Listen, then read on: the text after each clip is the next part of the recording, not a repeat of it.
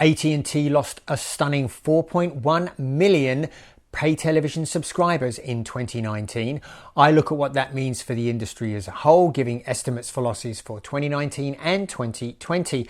I also look at NFL, which is flying high right now, and answer the question, can NFL help stop the pay TV rot? Let's get started.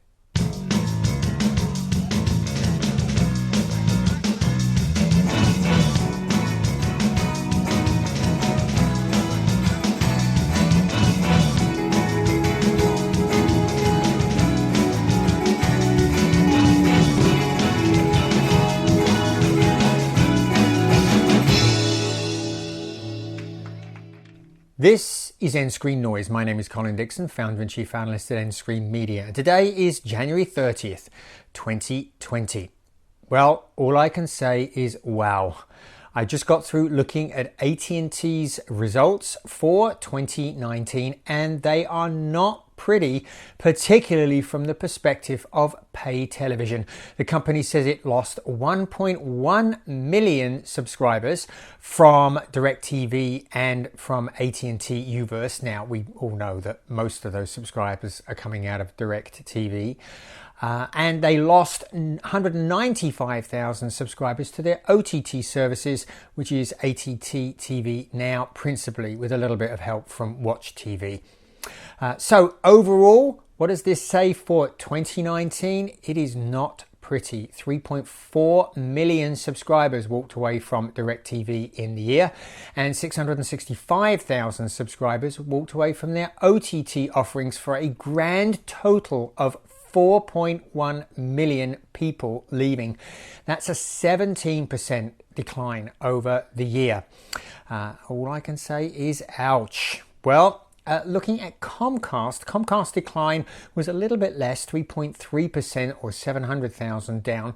So what do these two things say about the industry? Well, using those as a baseline, it looks to me like cable, satellite and telco TV will lose about 6.7 million subscribers in total this year. That's down 7.4% in 2019 to 84.4 million homes. That's a big acceleration from last year. Now, what does it say about 2020? Again, not pretty. Comcast said in its call last week that it was expecting pay television losses to accelerate. And DirecTV and Comcast are both playing from the same playbook. When customers call up for a better deal, they are basically saying no thanks and allowing them to leave. And that's really going to lead, I think, to an even bigger loss this year. 10% I'm estimating, or 8.4 million subscribers. And by the end of the year, there will be 76 million homes still with pay television. Now, the rapid decline of pay television must have television stalwarts thinking very seriously about their strategy.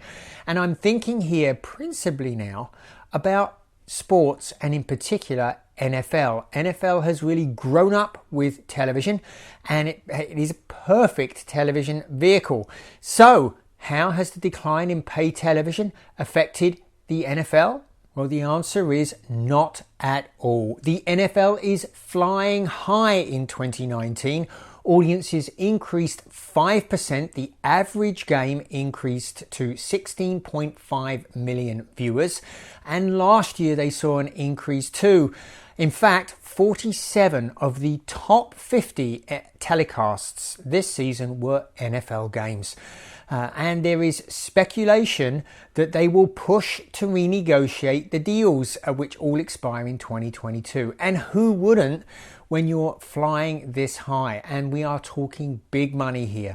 ESPN paid $1.4 billion for its NFL rights.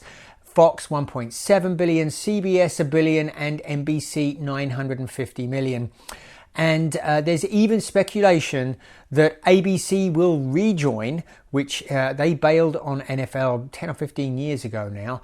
But with NFL drawing audiences like that, can they really afford to stay out?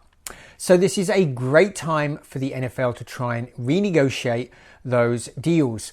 But the question is, if they do renegotiate those deals and stay on television, will it be enough to stop the pay TV rot. The NFL says 182 million people, or 56% of the US population, watched at least some NFL games this year. But really, that's a lot of casual viewing, and what we really need to know is how many serious viewers there are. And for that, we turn to nScreenMedia. They say about a quarter of people identify themselves as NFL fans. Now, that translates to about half of homes have at least one person that considers them an NFL fan, and that translates to about 60 million homes. So is that the floor? Is that the floor for pay TV? We won't go below 60 million? I don't think so, and here's why. There are lots of options to watch without a pay television subscription. You can hook up an antenna if you live in a suburban area and watch your local games for free, plus all of the playoff games. You can buy a virtual MVPD subscription for just 1 month to watch a couple of key games if that's what you want to do. You can stream many games online. For example, the Super Bowl is going to be streamed for free on Sunday. Or you can watch Amazon for Thursday night football. If you're one of the 100 million Prime members in the US, you can watch that included with that subscription. And if you can't do all of those, you can still go to a friend's house or to a bar and watch particular games that that are of interest to you.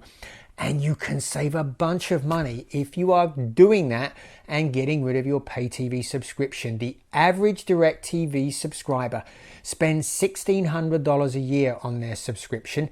If NFL is what rings your bell, you can get OTA for your local games and a Sling TV subscription for 6 months for the NFL season and spend only $180, about 10% of what you spend on a DirecTV subscription. And listen, for casual viewers, there are just more and more reasons why they can live without pay television. Disney, Warner Media, CBS, and many others now are bringing their best content to their online services and trying to get you to subscribe and watch there. So I think the floor for losses of pay television is a long way off.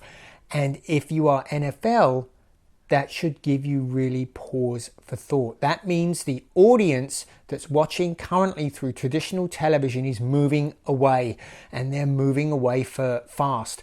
So if you re-sign broadcast deals for 5 years, how many people will have left the traditional way of watching by 2025? Well, it could be down to 50 million or less pay TV subscribers by then.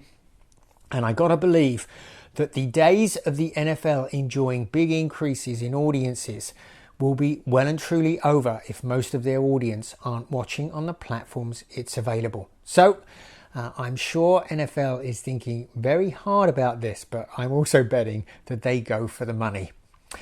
Anyway, we will be reporting about that here on nScreen Noise. We'll see you again next time.